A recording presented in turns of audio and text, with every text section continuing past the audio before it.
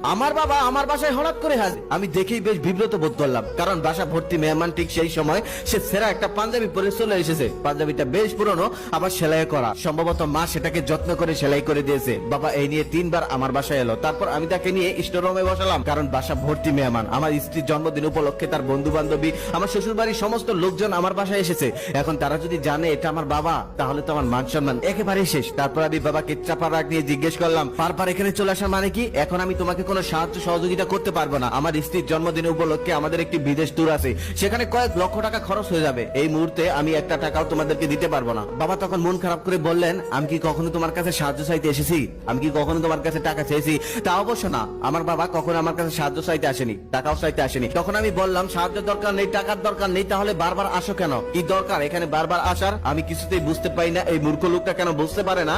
আশেপাশে কেউ যদি বুঝে ফেলে এটা আমার বাবা, তাহলে আমার মান সম্মান চলে যাবে। কেন যে এই মূর্খ লোকটা বোঝে না, কিছু কইতেও পারে না, সইতেও পারে না। ঠিক তখনই বাবা মাথা নিচু করে বলল, আজকে সকালে তোমার মা মারা গেছে, আসরের পর জানাজা। তুমি যদি একটু যেতে, তাহলে তার আত্মা হয়তো শান্তি পেত। মৃত্যুর আগে তোমাকে কত দেখতে চেয়েছিল, তোমাকে কত খবর দিলাম, তুমি তো ব্যস্ততার কারণে যেতে পারো না। তোমার মাও এখানে আসতে চেয়েছিল, কিন্তু আমি নিয়ে আসিনি। এখানে আসলে যদি আবার তোমার মান সম্মান চলে যায়, তাই তাকে নিয়ে আসিনি। কত ছটপট করছে তোমাকে একটু দেখার জন্য, কত আফসোস করছে। আমি তখন মনে মনে ভাবলাম, মানুষের বয়স হলে তো মারা যাবেই, এটা নিয়ে এত আফসোস করার কি আছে, এত কথা বলার কি আছে? বাড়িতে এত মেহমান, আজকে আমার স্ত্রীর জন্মদিন, এগুলো হলে আমি কি করে যাই? আবার পরক্ষণে মনে মনে ভাবলাম, গ্রামের মানুষের যে অবস্থা, শুধু গীবত নিয়ে থাকে, অন্যের দুষ্বল নিয়ে থাকে। আমি যদি এখন না যাই, তারা তো অনেক কিছু বলবে, সমালোচনা করবে। তাই মনে মনে ঠিক করলাম, যাই, বাবার সাথে গিয়ে মায়ের দাফনটা করে আসি। তারপর আমি আর বাবা রওনা দিলাম আমাদের গ্রামের উদ্দেশ্যে। আমি ড্রাইভিং করছিলাম, বাবা পাশে বসে আছিল।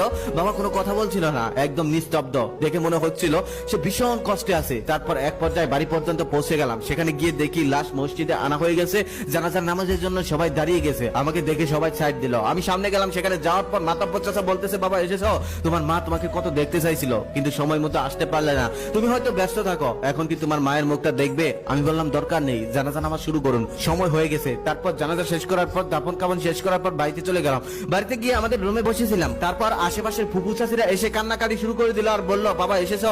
তোমার মা তোমাকে কত দেখতে চাইছে, কত কান্নাকাটি করছে তোমাকে একটু দেখার জন্য, তবে তুমি আসতে পারো নাই। সে আসলে, তবে সে চলে যাওয়ার পর আর 2টা দিন আগেও যদি আসতে, তাহলে হয়তো তোমার মা তোমাকে একটু দেখতে পারতো, আর সে একটু শান্তি পেত। তখন বাবা তাদেরকে অনুরোধ করে বললেন, আপনারা একটু এই ঘর থেকে যান, একটু পরে আসুন। তারপর সবাই চলে গেল। প্রচন্ড গরমে আমি টিকে থাকতে পারছিলাম না। ঠিক সেই সময় বাবা একটি টেবিল ফ্যান এনে আমার সামনে চালিয়ে দিল। সেই ফ্যানটা চালানোর পর আমি একটু শান্তি অনুভব করলাম। বাবার দিকে খেয়াল করে দেখলাম বাবাও ঘেমে যাচ্ছে। তারপর আমি ফ্যানটা মুভ করে দিলাম। মুভ করে দেওয়ার পর বাবা আবার আমার দিকে ফিক্স করে দিল আর বলল, আমি এই ফ্যানের বাতাস খেতে পারবো না বাবা, এই ফ্যানটা শুধুমাত্র তোমার, এই ফ্যানটা তোমার জন্যই কেনা হয়েছে।